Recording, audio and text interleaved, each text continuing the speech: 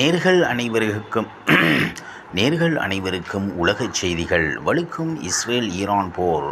மகனின் திருமணத்தை ஒத்திவைக்கும் நெதன்யாகு. ஈரானுடனான மோதல் அதிகரித்து வருவதால் இஸ்ரேல் பிரதமர் பெஞ்சமின் நெதன்யாகு தனது மகனின் திருமணத்தை ஒத்திவைத்துள்ளதாக தகவல் வெளியாகியுள்ளது. இஸ்ரேல் ஈரான் போர் நாளுக்கு நாள் தீவிரமடைந்து வருகிறது. இஸ்ரேல் தாக்குதலில் ஈரான் தலைநகர் தெஹ்ரானில் உள்ள அணுசக்தி தலைமையகம் தீக்கிரையானது. எண்ணெய் வயல்கள் நாசமாகின. இதுவரை 140க்கும் மேற்பட்டோர் உயிரிழந்துள்ளனர். ஈரான் நடத்திய பதில் தாக்குதலில் இஸ்ரேலில் 13 பேர் உயிரிழந்தனர். இருதரப்பிலும் நூற்றுக்கணக்கானோர் படுகாயமடைந்தனர்.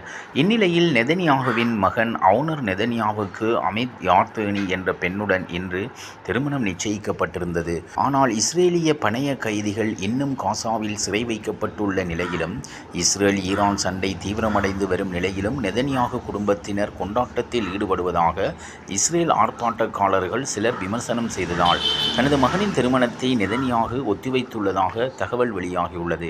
திருமண கொண்டாட்டங்களுக்கு நெதன்யாகு குடும்பம் தயாராகி வந்த நிலையில் கடந்த வெள்ளிக்கிழமை ஈரானின் அணுசக்தி தளங்கள், இராணுவ முகாம்கள், ஏவுகணை தளங்களை குறிவைத்து ஒரு மிகப்பெரிய தாக்குதலை இஸ்ரேல் தொடங்கியது.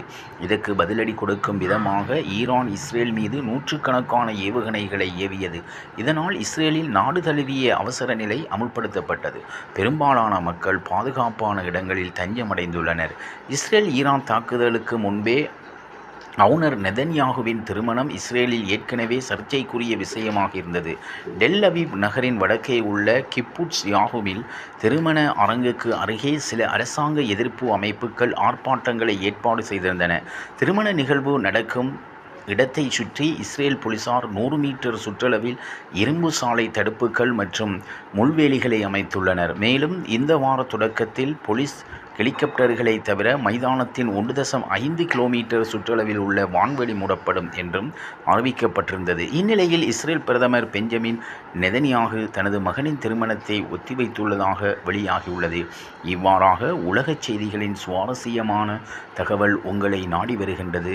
இனி சுவாரஸ்யம் உங்களை காத்திருக்கிறது. மீண்டும் சந்திப்போம்.